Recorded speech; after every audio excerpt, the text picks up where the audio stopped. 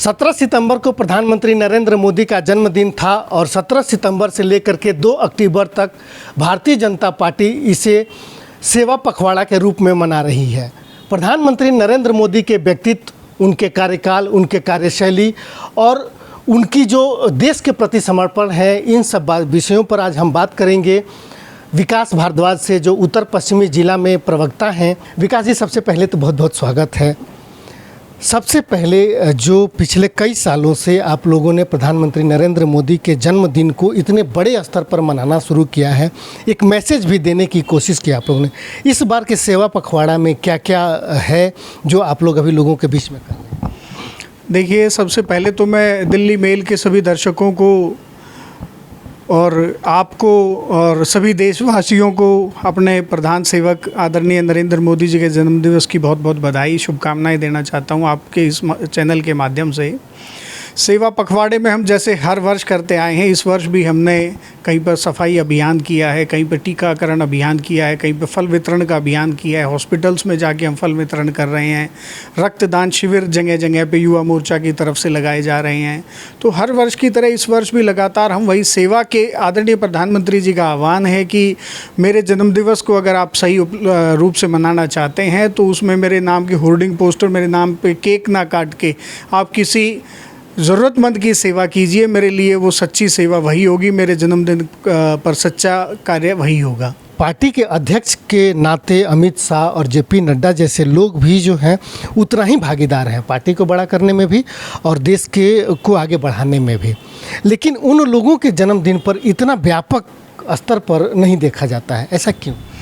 देखिए, वो प्रधानमंत्री जी की विचारधारा, वो बात आपने बिल्कुल ठीक कही, उनके जन्मदिवस पर ऐसे पखवाड़ा नहीं मनाया जाता, लेकिन प्रधानमंत्री नरेंद्र मोदी जी की चाहत और उनकी फ़ैन फॉलोइंग और उनका व्यक्तित्व ऐसा है कि ना सिर्फ देश भर में, विदेशों में भी अब इस पखवाड़े के रूप में, विदेशों में भी आप देखेंगे कई देशों में उनके नाम पे कहीं रक्तदान शिविर लगा हुआ है, कहीं उनके नाम पे सफाई अभियान चल रहा है, कहीं उनके जन्मदिन के उपलक्ष्य में तरह तरह के कार्यक्रम हो रहे हैं। ये उनकी लोकप्रियता है। और लोकप्रियता क्यों है? क्योंकि वो हमेशा बढ़ चढ़ के समाज हित, देश हित, हर व्यक्ति के भले के लिए कार्य करते हैं, इसलिए उनकी लोकप्रियता के चलते ऐसा मेरे को लगता है कि भले ही वो अमित शाह जी हों, भले ही जेपी नड्डा जी हों या कोई भी और भारतीय जनता पार्टी के राष्ट्रीय अध्यक्ष हों, उनके भी मनाए जाते हैं, लेकिन इनकी लोकप्रियता के कारण इनसे लोगों का जुड़ाव बहुत ज़्यादा है। लोगों का जुड़ाव कितना हो रहा है? जैसे आप लोग फल बांट रहे हैं, वृक्षारोपण भी किया आपने, कई सारे प्रोग्रामों को हमने भी देखा, आप लोग जो जुड़ रहे हैं, ये तो सेवा के कार्य हो गए। लोगों का जुड़ाव कितना है? लोग कितना उत्साह हो करके और इन कार्यक्रमों में आ रहे हैं और जुड़ रहे हैं? देखिए, एक कल सवेरे आप किसी भी कार्यक्रम में जाइए, वहाँ पे आपको पता चलेगा कि लोकल लोगों का जुड़ाव कितना है। सड़क के ऊपर अगर आप फल वितरण करते हैं तो रास्ते चलते हुए व्यक्ति ना के बराबर फल लेना पसंद करते हैं। अगर वहाँ पे होर्डिंग लगा हो पीछे नरेंद्र मोदी जी के जन्मदिवस का, तो चलते हुए लोग खुद से मांग लेते हैं कि मेरे को भी फल दे दीजिए, मेरे को भी प्रसाद दे दीजिए।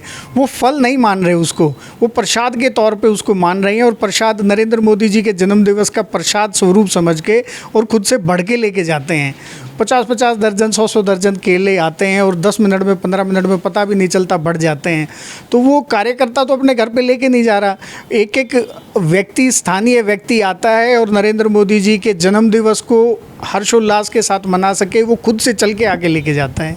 तो लोगों का जुड़ाव बहुत है। लोग आते हैं, सेल्फी खिंचवाते हैं, मोदी जी की फ़ोटो लगी होती है, उसके साथ में खड़े होकर फ़ोटो खींच के जाते हैं, सेल्फी लेके जाते हैं। तो अपने आप में, और 2014 का चुनाव, उसके बाद 2019 का चुनाव अपने आप में साबित करता है कि नरेंद्र मोदी जी की लोकप्रियता और जनता के साथ उनका जुड़ाव, ये चीज़ साबित करता है। और 2024 में भी आप देखना, अभी पीछे 300 का लक्ष्य पार किया था, अभी 350, 450 का भी लक्ष्य नरेंद्र मोदी जी के नेतृत्व में भारतीय जनता पार्टी पार करेगी।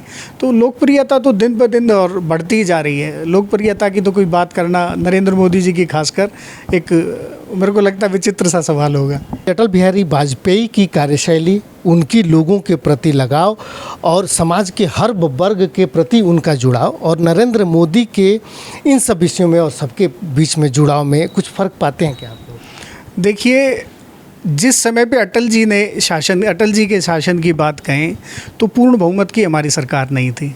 और पूर्ण बहुमत की सरकार नहीं होने के कारण जो अटल जी कर सकते थे, जो भारतीय जनता पार्टी का या आरएसएस का सिपाही कर सकता था, उससे कहीं हज़ार गुना लाखों गुना अटल बिहारी वाजपेयी जी ने किया।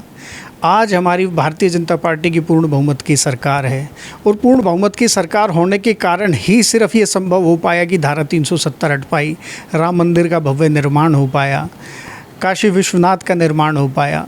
तो अगर अटल जी के शासनकाल में भी अगर पूर्ण बहुमत की हमारी सरकार होती तो जो बड़े बड़े फैसले, जो बड़ी बड़ी चुनाव के अंदर बातें की जाती थी, वादे किए जाते थे, उनको धरातल पे लाने का काम अटल जी भी कर सकते थे। लेकिन विडंबना ये रही कि कुछ देश विरोधी ताकतें ऐसी थी जिन्होंने समर्थन तो दिया, लेकिन ऐन वक्त पे जहाँ पर देश के हित की कार्य करने की बात आती थी तो वो समर्थन वापसी लेने की धमकी देते थे।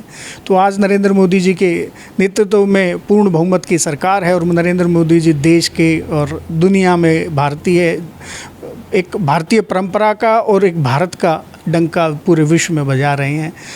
ना तो मैं उस बारे में कोई वो कर सकता हूँ और ना ही मेरे को लगता है पूरे देश के अंदर इन दो प्रधानमंत्रियों की कोई तुलना कर सकता है, क्योंकि हम तो उनके पैर के नखून के मात्र भी नहीं है। जो उन्होंने देश की सेवा की है अटल जी ने और जो नरेंद्र मोदी जी ने तपस्या की है, तो हम तो उनके पैर के नखून के बराबर भी नहीं है कि हम किसी तरीके से उनकी तुलना कर सकें। अटल जी ने भी अपने शासनकाल में बहुत ही सुंदर कार्य किए और नरेंद्र मोदी जी ने जो उनके सपने बच गए थे उनको आज नरेंद्र मोदी जी पूरा कर रहे हैं। ठीक है, बहुत बहुत धन्यवाद विकास जी। तो ये थे विकास भारद्वाज, जिनसे हम बात कर रहे थे प्रधानमंत्री नरेंद्र मोदी के जन्मदिन के उपलक्ष्य में जो कार्यक्रम